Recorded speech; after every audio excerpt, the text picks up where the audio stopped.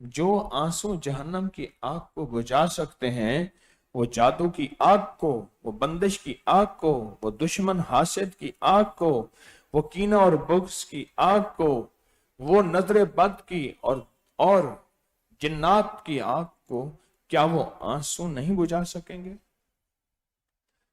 जहन्नम की आग को बुझा दे। एक अल्लाह वाले के पास एक बंदा आया, अर्ज किया कि हजरत, मेरा हाथ पानी में हो तो उसमें आग और जलन नहीं होती, जब इस हाथ को मैं पानी से निकाल लूं तो मेरी चीखें जलन होती है। तो फरमाया कैसे?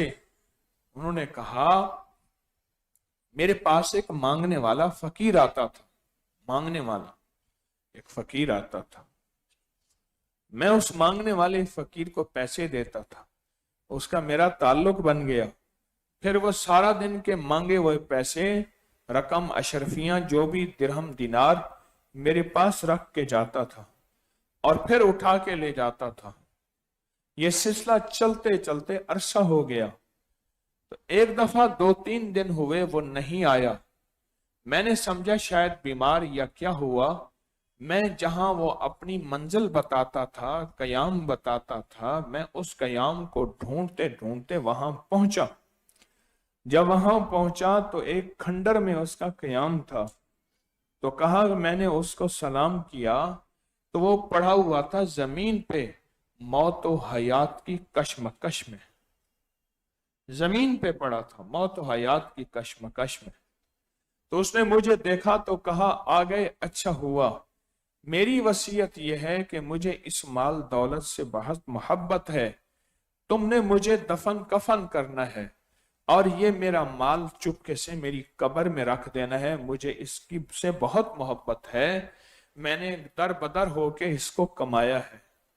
तो मैंने कहा ठीक है। वो फौत हो गया, उसकी कब्र दफन और चुपके से उसका माल मैंने उसकी कब्र में रख दिया।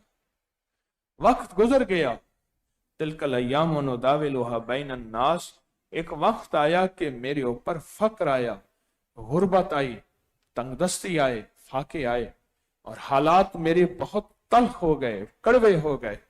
तो कहने लगा कि मैंने फिर सोचा एक दफा कि उस फकीर के पास जो मैंने माल रखवाया था, उसके तो किसी काम का ना हुआ, उसके तो किसी काम का ना हुआ, उसके तो किसी काम का ना हुआ,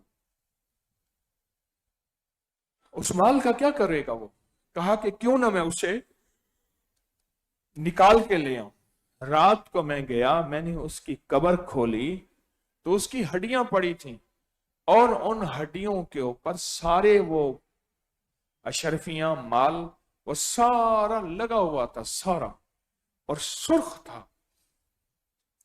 तो कहा, मैंने जल्दी से एक अशरफी पे हाथ डाला तो आग थी, मेरा हाथ जला, एकदम मेरी चीख निकली। मैंने वो अशरफी वहीं छोड़ी, उसकी कब्र को उल्टा सीधा बंद किया, सारा माल उसकी हड्डियों पे चिपका हुआ था पूरा, और उनमें से हर माल अंगारा था। अब कहा कि मैं चीखता हुआ पानी में हाथ डाला तो मुझे सुकून मिला। अब आलम यह है कि अगर मैं पानी में हाथ डालता हूं तो मुझे सुकून मिलता है, और अगर पानी से हाथ निकालता हूं तो मुझे बहुत तकलीफ, दर्द और चीखें निकलती हैं। आप कोई इसका हल बता सकते हैं? इसका कोई हल बता सकते हैं? तो हजरत ने फरमाया, ये जहन्नम की आग है।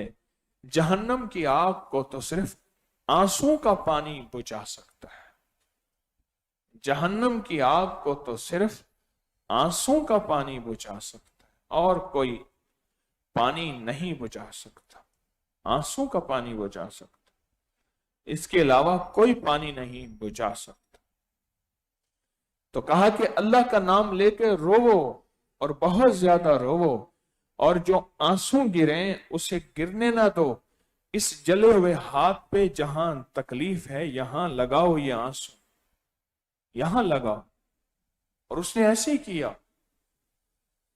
कुछ अरसे के बाद اللہ کے نیک بندے کی بارگاہ میں حاضر ہوا کہ ایسا ہی ہوا ہے میرے ساتھ، اور میری اس جسم کے حصے میں اب تکلیف ختم ہے، تو فرمایا تجھے مبارک ہو، اللہ نے اپنی جہنم کی آگ کو، جس کا اس نے ظہور دنیا میں کیا تھا، دنیا میں اس کی تاثیر اور طاقت دکھائی تھی، اللہ نے وہ آگ تجھ پہ ختم کر دی، اور آگ کو اللہ نے بجھا دیا۔